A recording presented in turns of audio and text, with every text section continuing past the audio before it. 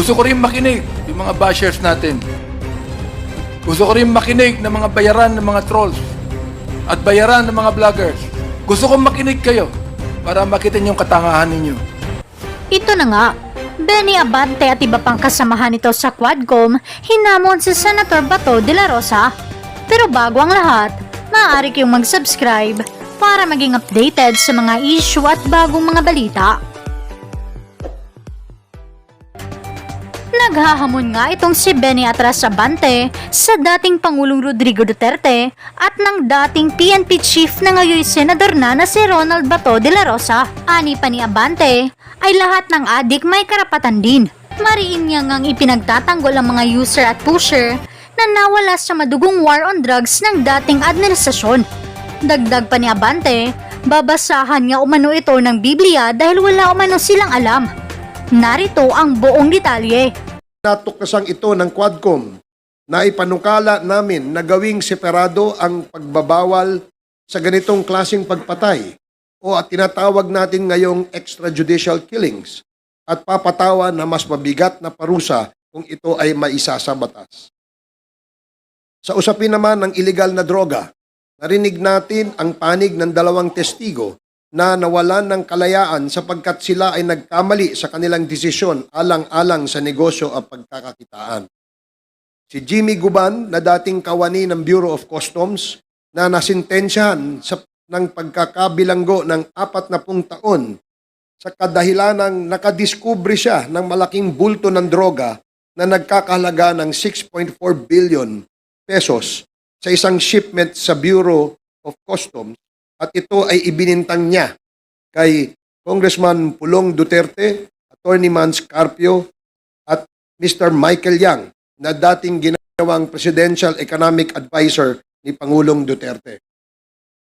Ayon kay Guban, ang tatlong personalidad na ito ang nagpaparating ng illegal na droga sa customs.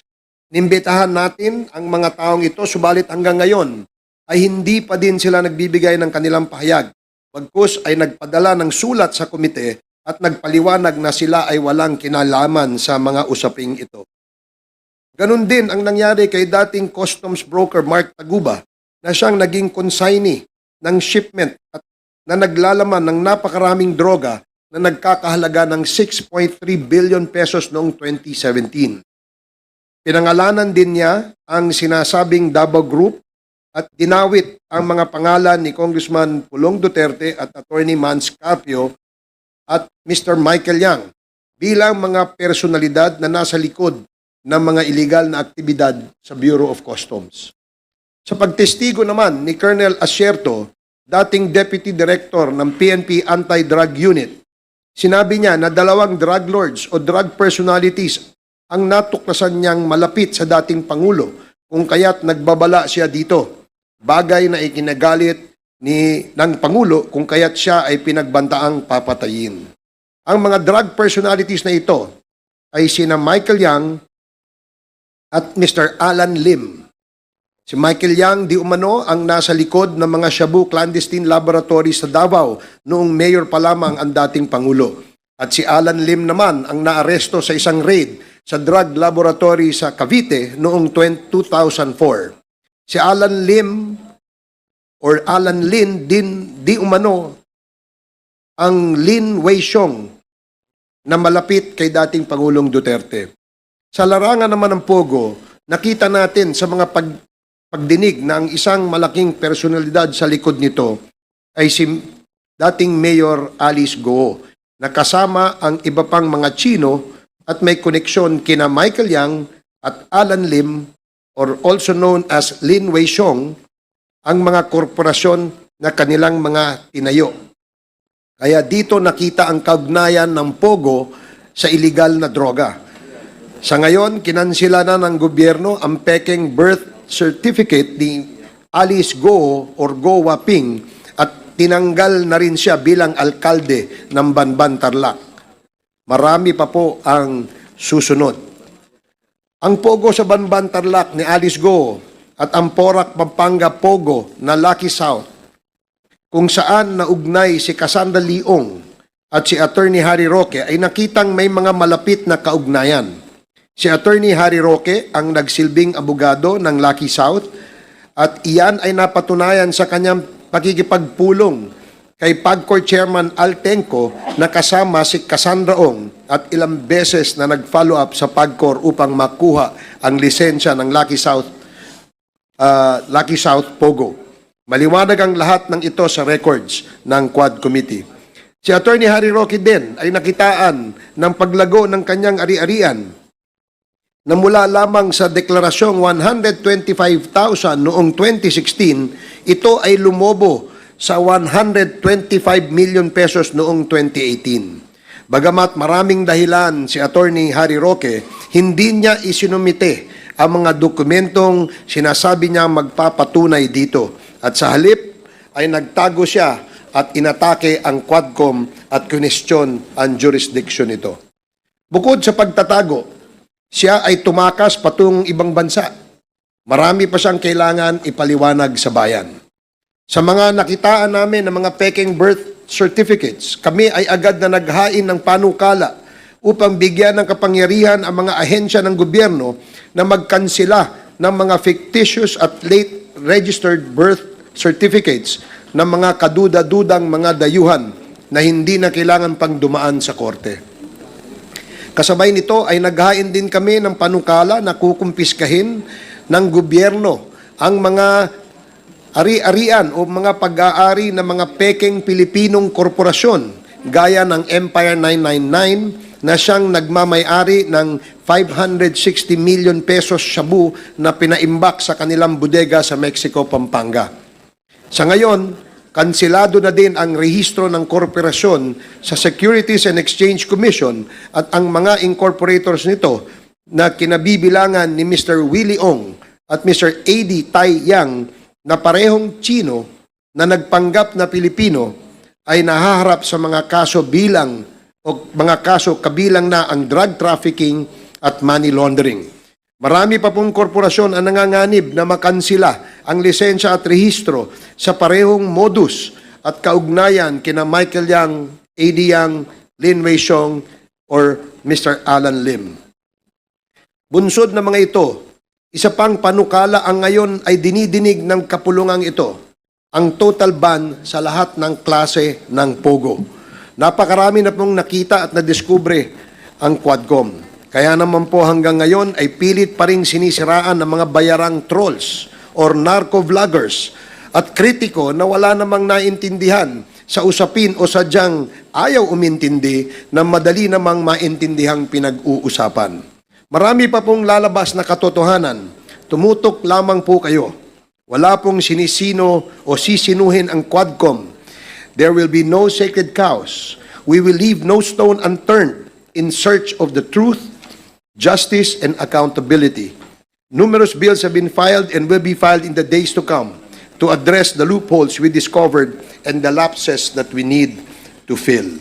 Dahil sa inyong kooperasyon, suporta, paniniwala at pagtitiwala, ang Quadcom ay matagumpay na humaharap sa lahat ng pagsubok upang mabatid ang katotohanan at mabigyan ng katarungan at kasagutan ang ating mga hinaing tungo sa tunay na kapayapaan. Nagpapasalamat kaming muli sa inyong pagtangkilik at pagtitiwala. Maraming salamat po. The next to deliver his opening remarks is Chairman of the Committee on Human Rights. Chairman Benny Abante, you are recognized. Magandang umaga po sa ating senior Deputy Speaker, sa ating mga co-chair, sa ating mga colleagues, at ang may inimbitahan nating mga resource speakers ngayong umaga, at sa taong bayan na nakikinig po sa aking tinig ngayon. Gusto ko rin makinig yung mga bashers natin. Gusto ko rin makinig ng mga bayaran ng mga trolls at bayaran ng mga vloggers. Gusto ko makinig kayo para makita niyo yung katangahan ninyo. Oh, gusto ko munang banggitin, Your Honors, ang sinasabi po ng Biblia. Anong sabi ng Biblia sa Romans chapter 3? Hawak-hawak ko ang Biblia ngayon. And verse number 12. Ang sabi rito, they're all gone out of the way. They are together become unprofitable. There's none that do it good, no not one. Their throat is an open sepulcher. Anong ibig sabihin ng their throat is an open sepulcher? Nanlalait, nang aabuso, nangiinsulto, nagmumura, naninira. Yan ang ibig sabihin ng their throat is like an open sepulcher. With their tongues, they have used deceit. The poison of the asp is under their lips, whose mouth is full of cursing and bitterness. Their feet are swift to shed blood. Destruction and misery are in their ways, and the way of peace have they not known. Kung meron kayong Biblia, tingnan nyo kung anong sinasabi dyan. O ito ngayon ang aking mensahe, tatlo lang Ano yon? Galit, respeto, pagmamahal. Bakit may Quadcom? Bakit nagsama-sama ang public accounts, ang public order and safety, ang dangerous drugs at human rights? Sapagkat pare-pareho ang mga taong pinapatawag namin to shed light on what is happening to our country. Ang proliferation ng illegal pogo sa ating bansa dahilan sa pagdagsa ng mga Chinese na mahigit kumulang na 300,000. Ang tanong ay ganito, sino ang nagbigay ng birth certificate sa kanila na naniniwala kaming fraudulently acquired? Paano sila nakakuha ng passport? Paano sila nakabili ng large tract of land samantalang marami tayong mga kababayan na wala man lang maliit na lupa na pagtatayuan ng kanilang bahay? Fraudulently acquired lands through bogus corporations. Sinabi ng dating leader ng past administration na ginawa niya ang nagawa niya sapagkat, as I quote, I love this country. Billions of pogo money exchanged hands between these Chinese and some high public officials in the past administration. Pagmamahal ba sa bayan ito? Or tulad ng sinabi ng Biblia, the love of money is the root of all evil. Pagmamahal ba sa bayan? If you allowed the hundreds of thousands of Chinese to come here who do not even love this country?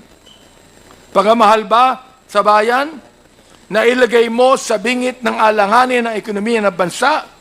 Aber, gumanda ba ang bansa natin? Nabawasan ba ang korupsyon? Ang PNP na dapat magbigay ng proteksyon sa ating mamamayan ay naging kanlungan ng mga drug syndicates. Bakit? Pera. Kinakampihan natin ng war on drugs. Kinakampihan natin yan. Pero bakit kinakailangan may mamatay o pinatay ng mga 30,000 na tao na ang karamihan niyan ay mistaken identity, na ang iba ay mga bata? Ang sabi ng isang senador na nakaupo, na dating PNP Director General, collateral damage. Collateral damage lang ba ang pagpatay? Yan ang gusto kong sagutin ng senador na yan. Collateral damage lang ba ang pagpatay kay Kian de los Santos? Collateral damage lang ba ang pagpatay sa isang 3 taong gulang sa Cebu? Collateral damage lang ba ang pagpatay sa isang 9 na taong gulang na bata doon sa Caloocan? Collateral damage? Ang pagpatay sa isang pinagtanungan lang kung nasaan si Pilo, hindi sa sinabi niya, hindi ko alam, pinatay yung pinagtanungan. Samantalang si Pilo ay buhay pa at naglalako ng drugs. Collateral damage ba ang pagpatay sa isang driver ng tricycle driver? Na nagsakay ng drug pusher? Pinatay yung drug pusher, pero pinatay din ang driver ng tricycle. Yung ba ay collateral damage? Pagmamahal ba sa bayan ito? Kapag ang tao pumapatay ng marami, at binabayaran ang mga pumapatay, pagamahal ba sa bayan ito? Nais kong sabihin sa inyo, there is not one family that has the monopoly of love of this country. There are almost 120 million Filipinos, and most of these Filipinos love their country. Ayaw natin na mayroon lang isang pamilya na magsasabi na sila ang nagmamahal sa bansang ito. Galit tayo. Bakit may Quadcom? Galit tayo sa masama na tinutulak ang bansa sa kasamaan. Bakit may Quadcom? Galit tayo sa Pogo o anumang sugal na lalong nagpapahirap sa ating bayan at nagpapayaman sa iilan. Galit tayo sa droga na pumapatay sa maraming ating kabataan. Galit tayo sa mga human rights violators. Ito man ay agents ng pamahalaan o NPAs o terorista o mga kriminal na naghahasik ng kaguluhan sa ating mahal na bayan. Hindi po tayo terorista. Ano po? Hindi tayo terorista. Hindi tayo komunista. Hindi tayo diktatorya. Tayo ay demokrasya na nagmamahal sa isang malayang bansa. May respeto sa saligang batas, sa karapatang pantao, sa mararangal na mga public officials, lalo na sa taong bayan. Ayaw natin ng proliferation of illegal gambling. Ayaw natin ng mga Chinese na gusto tayong sakupin.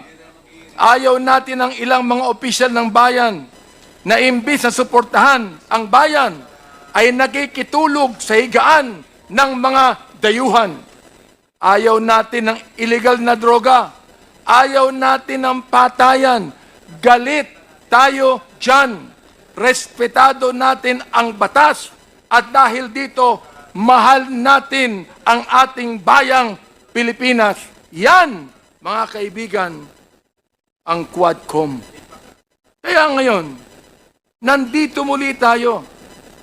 Tuloy po ang ating trabaho because we realize the gravity of the task before us. As a result of our hearings, we have already proposed legislation that will address the issues we have unearthed as we dug into the house and wife of extrajudicial killings. Pero hindi pa po natatapos sa pag-propose ng batas. As mentioned by our co-chair, Representative Barbers, we will also recommend the prosecution of those behind these monstrous killings. It is my hope, my prayer, that these recommendations are followed through so that justice is served for the families of the victims of the EJ case.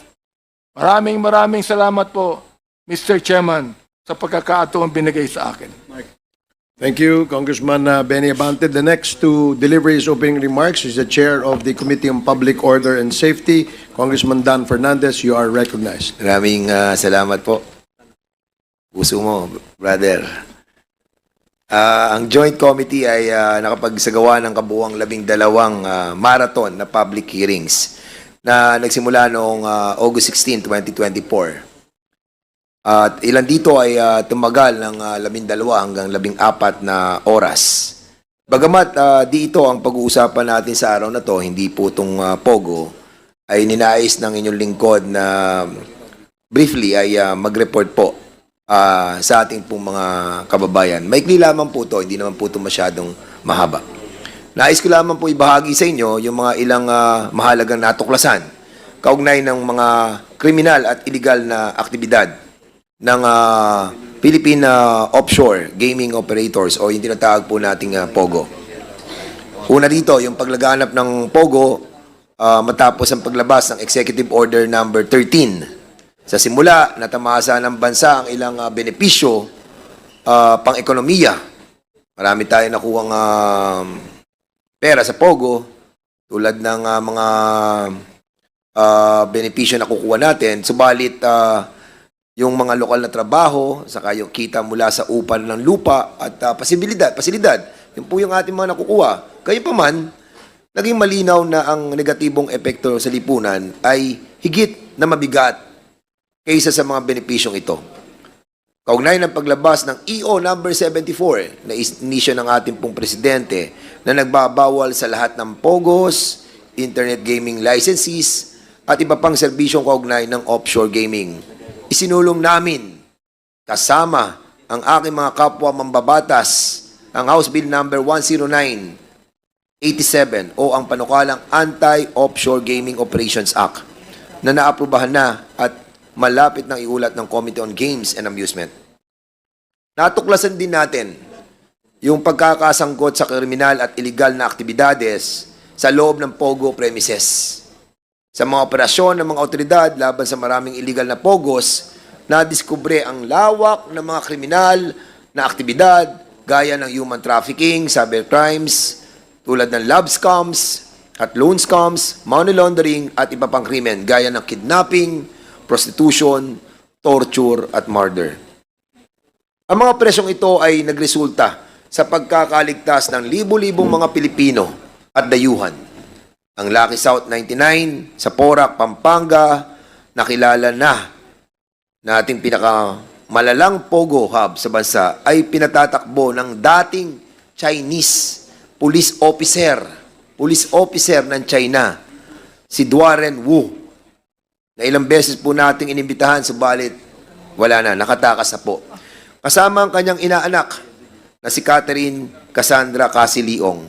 Sila ang nagpasilita ng mga sublease contract sa pag-ita ng Whirlwind Corporation at Lucky South 99. At nalaman din natin na naging pugad ang Pogo ng mga kriminal na wanted sa iba't ibang bansa na nagdulot ng panganib sa kapayapaan at kaayusan ng ating bansa. Kung maaalala niyo si Wang Xiyang, ang big boss ng Hongsheng Gaming Technology, ng Sun Yuan Technology sa Banban Tarlac, ay isang pugante sa China. At kasosyo ni Gu Waping, na kilala rin bilang dating alkalde ng Banban Tarlac. Ang iba pang mga Chinese nationals na nakasangkot, gaya nila Xiang Ruijin at Lin Baoying, nahatulan to ng guilty sa isang kaso ng money laundering na nagkakahalaga ng 3 bilyong dolyar sa Singapore. Naalaman din natin ang paggamit ng mga peking dokumento ng ilang mga Chinese nationals na konektado sa Pogo. Ang mga tulad nila Gu Wangping, Xiang Mier, nakilala rin natin si Sheila Go, at si Hong Jing-sing, nakilala naman natin bilang Tony Yang, ay gumagamit ng peking dokumento upang patunayan na sila ay mga Filipino citizens. Bukod dito, ginagawa rin dami ng ilang Chinese nationals ang ating mga kababayan upang gawing lehitimo ang operasyon ng POGOs. Ang ilang Filipino incorporators ng POGO companies gaya nila Ronelyn Baterna, Stephanie Mascareñas, Julian Linsangan III, Edwin Ang, Marion Ryan Chua ay naharap na sa mga kasong kriminal dahil sa iligal na gawain ng POGOs. Ang pagkakasangkot ng dating tagapagsalita ng Pangulo na si Attorney Herminio Harry Roque Jr. sa operasyon ng POGO, sa pagdinig mismo ng chairman ng PAGCOR, ang nagpatunay na sinamahan ni Attorney Roque si Cassandra Ong sa isang meeting upang talakayin ang lisensya ng PAGCOR at ang utang ng Lucky South 99. Si Atty. Roque at ang kanyang asawa ang nagmamay-ari ng Biancham Holdings and Trading Corporation na nagmamay-ari rin naman ng 99% ng shares ng PH2 Lot 37 Pinewood Holdings Incorporated o PH2. Ang PH2 ang nagmamay-ari ng Pinewoods Village sa Tuba, Benguet na inuupahan ng Chinese fugitive na si Sun Liming na naaresto ng PAOK at BI agents kasama ni Wang Keping, isa pang Chinese fugitive. May iba pang mahalagang natuklasan ang Quadcom na ito na nakapaloob sa progress report ng Quadcom na ihaharap sa plenaryo sa susunod na linggo. Kaugnay nito, inirekomenda natin ang mga sumusunod. Paigtingin ng mga local government units, ng ating mga mayors, ng ating mga governors, ang kampanya laban sa guerrilla pogos sa kanilang nasasakupan. Bigyan ng Department of Labor and Employment na sapat na suporta ang 40,000 Pilipinong manggagawa ng pogos na nawalan ng trabaho upang makahanap ng alternatibo.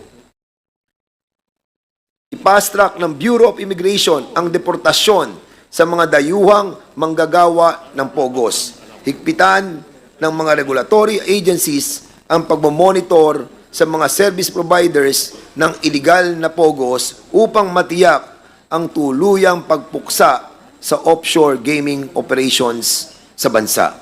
Magpatupad ng mas mahigpit na proseso ng verifikasyon para sa mga dayuhang manggagawa at employer.